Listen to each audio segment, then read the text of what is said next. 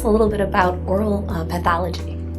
Well, pathology is pathology, and what that means is something is wrong. There's something not right about about the place that we're working for the patient.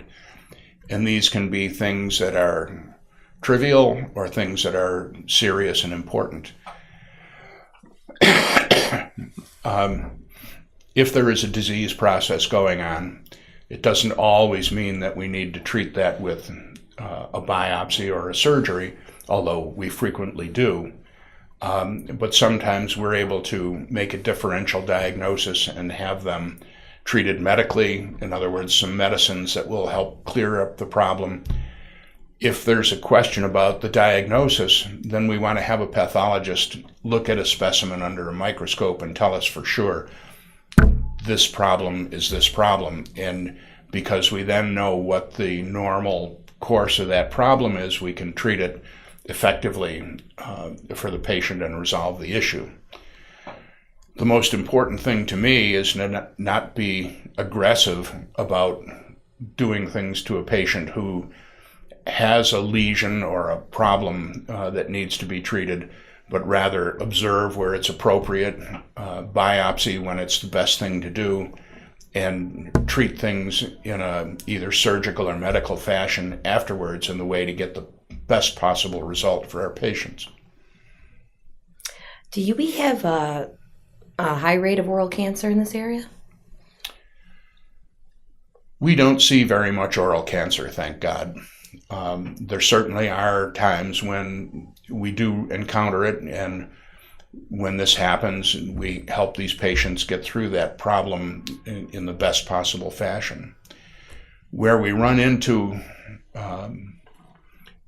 some thoughts that are worth mentioning in this case are two places.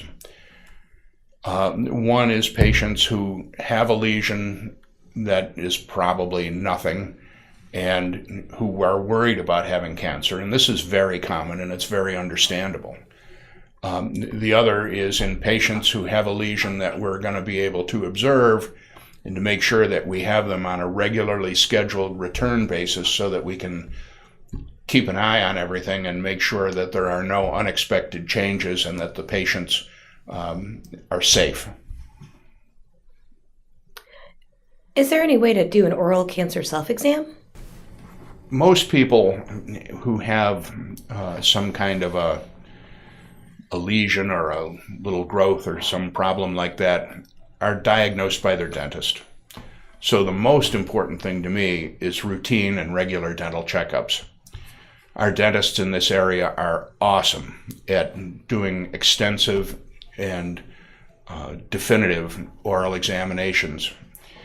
For most of us, looking in our mouth, who knows what's normal? It's just a weird looking place. And if you don't know normal anatomy of the mouth and the jaws, you could be fooled into thinking that something that's completely normal is a problem, or something that's a problem you can ignore.